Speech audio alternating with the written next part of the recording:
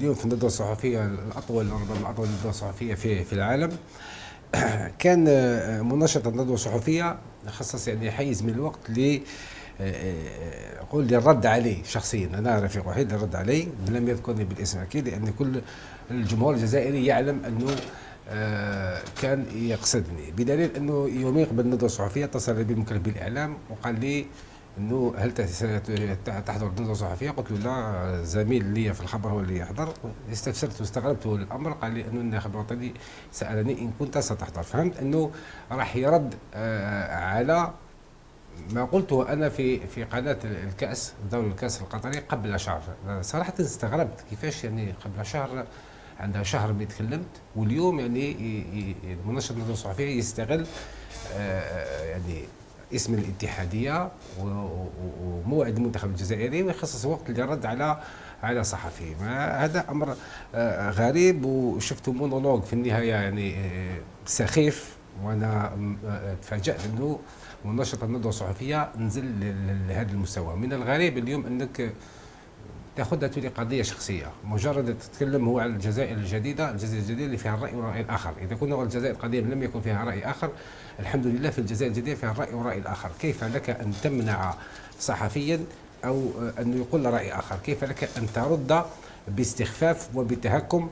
ويعني هي بقله احترام، يقول لك يعني يجب ان تسكت، ويعني لا اشياء قالها غريبه. لكن اقتنعت في الاخير انه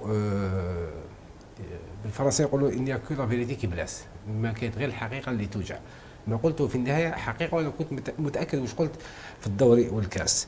نحب نوضح نقطه، وربما انا عندي في البلاطو سنوات الحمد لله.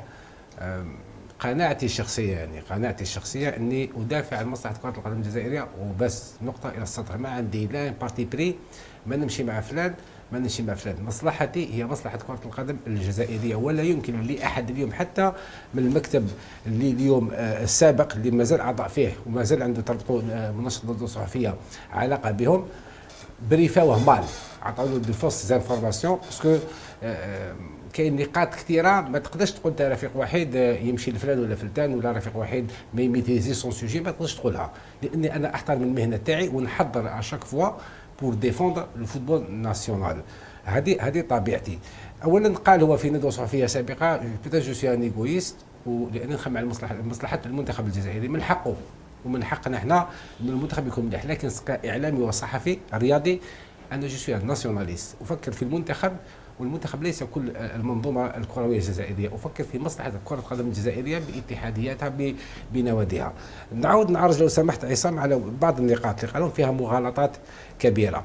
ونأكد لك انه الى احتمال بريفي، لانه قضيه الدوري والكاس يعني كي هضر هو في 20 مينوت هو يرد على رفيق وحيد، جبت قضايا قديمه، ولو كان صحيح انه قضايا كانت اثرت فيه في ذلك الوقت، في يعني عندها سنوات، كما قضيه واش حدث في سيدي موسى وعده قضايا اخرى، لو كان صحيح انه كان شافها وتاثر بها وما عجبوش الحال، شافني في لاكوب دافريك وانا اونكار دي فينال، يعني عشت المباراه على الاعصاب. مش فاهم كي تكاليفينا دخلنا الندوه الصحفيه، انا رحت سلمت عليه. جيت يعني فريمون ستريسي، وكنا كامل ستريسي. رحت انا سلمت عليه قبل بدا لا كونفيرونس، شاف سلمت على راسو، قلت له جبت لنا قلبنا. قال لي ما حنا قلبنا خرج. ما داريش اون ريمارك ديال ما كانش سامع ولا ما اثرتش فيه. في بقدر القدر اليوم يعني عطاو له، يعني هاوش كان يقول عطاو له حتى طريقه. قال لك يتنرفز يصرخ، هذا اللي يصرخ ويجيب القوانين. إلى بريفي مال بريفي صاحبي، انت ماشي في بليله ونهار تعرفني بدي نجيب القوانين، يعني اشياء كثيره باش نكون يعني وجيز. اولا قال هذا الصحفي اللي يجيب الاوراق يبعثها ويهضر بالقانون، ما بيش يشرب يقول، يعني وكانك يعني تستخف ولا تتهكم على واحد يهضر بالقانون. الحمد لله انا نهضر بلغه القانون، اكيد انا مع القانون. هل يعني انه منشط الندوه الصحفيه يعني يتهكم على من يتحدث بالحجه والقانون ويفتح الباب اللي في الجزائر الجديده للا قانون؟ يعني لو كونترير هو اللي تنتقده، اللي يجي يهضر بدون قانون هو اللي تنتقده.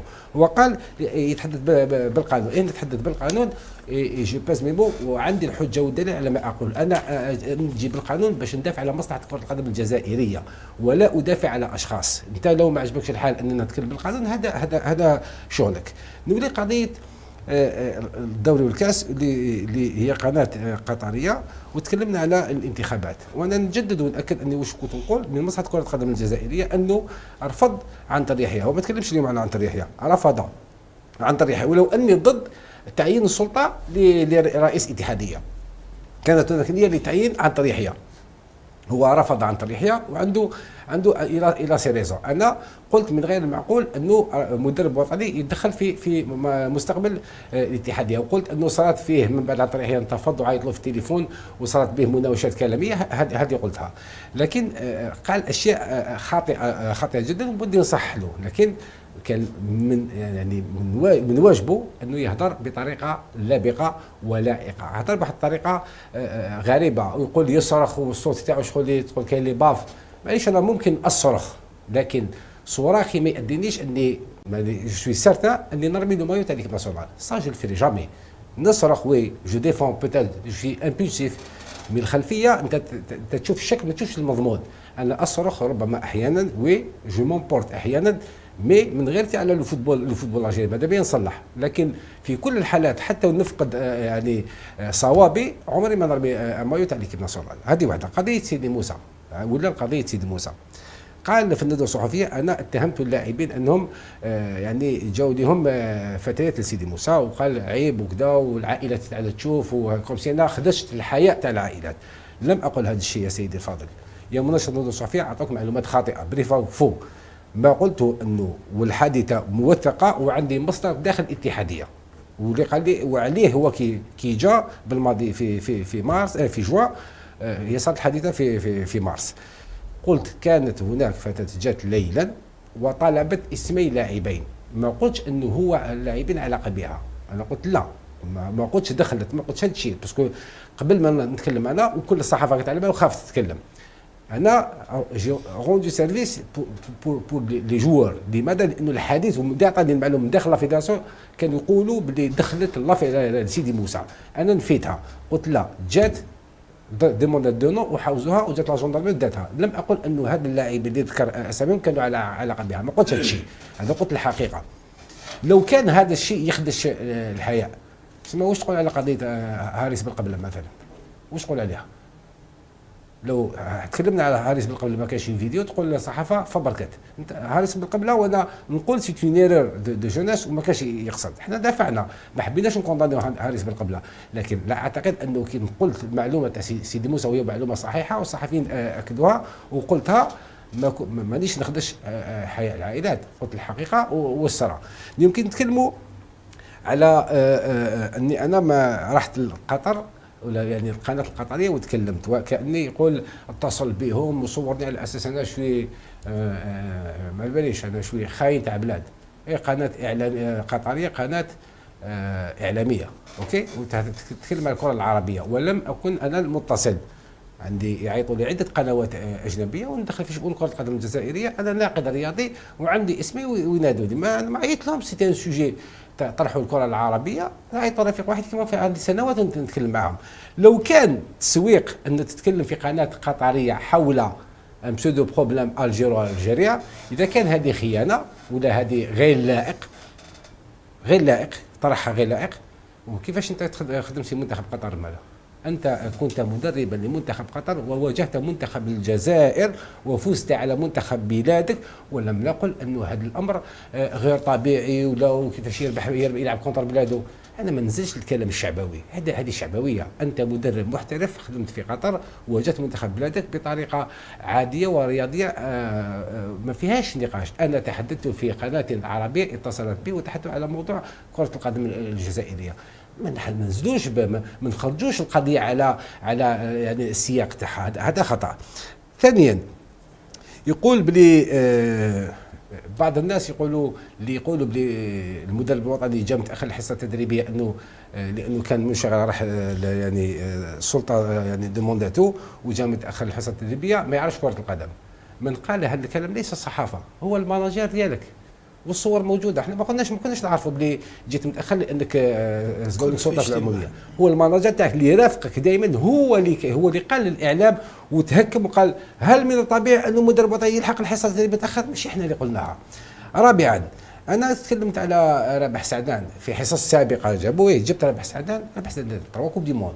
ومن قال هذا انا ما غرتش على البلاد كي قال مباراه الجزائر ومصر اون 2010 لا كوب دافريك مو فبركه. لا لا لا لا، تكلمنا وقلنا هذا عيب وعار وهذا امر خطير جدا، وربما ما بريفاوهش مليح. تكلمنا وقلنا سوني با نورمال، لو كان الصحيح يعني فبركوا مباراه وعطاو مصر الناس لازم تحاسب. هذه قلناها. جبنا رابح سعدان هو اللي قال، هو يتحمل مسؤوليته. ثم كي تقول على رابح سعدان على المطعم انا ما قلتش بلي انت خرجت رابح سعدان من المطعم، سعدان اللي قال خرج لي من المطعم. انا سعدان اللي قال عنده اسم، وكان المدرب تاعك اصلا هو اللي قال على المطعم، والحقيقه هو اللي قال بلي هو طوكيو ديتيان سعدان.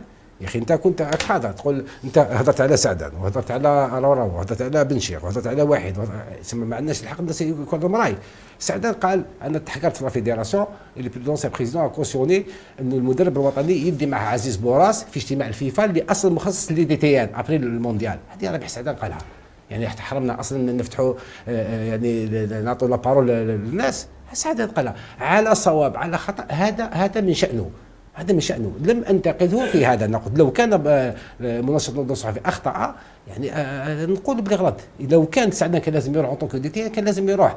لماذا اليوم كل يعني الاراء المنتقده الانتقاد لا شيء ماشي الشخصي يعني للمدرب لماذا اليوم يشوفوه بطريقه سلبيه؟ اعطيني كي تتكلم اليوم قضيه تاع دوري الكاس، اسمح لي سوقها. انا ما احترمتش العائلات وما احترمتش الدوله وقالها في شهر رمضان. درت مقابله يعني او بعد طريق سكاي في شهر رمضان على البلاطو في شهر رمضان. مفترض ليس مفترض ما تخرجوش الكلام على السياق تاعو. وكي تقول انا ما احترمتش الدوله، انت اللي رحت شفت السلطات العموميه من فضلك عصام. لو اليوم احنا لو كان رئيس الجمهوريه ما بقاش بلي تلاقيت بالماضي، لو كان قلنا هنا قلنا بلي الصحافه ما تقول نيمبورت كوا. ونعطيك واحد لي نيونس. من جهه تقول انا رفيق واحد ما احترمش الدوله، وانت عندما قلت بلي لافير في هذيك الفتاه ما تقدرش تجي سيدي موسى لانه كان ديسبوزيتيف سيكوريتير في جوان. انا القضيه صارت في مارس، ما كانش كان ديسبوزيتيف سيكوريتير نتاع سمعت به في جوان، واللي قال لي واحد قريب ليك، وصارت تداعيات وانت خرجت كي سمعت بها في جوان ما خبروكش زاد جوان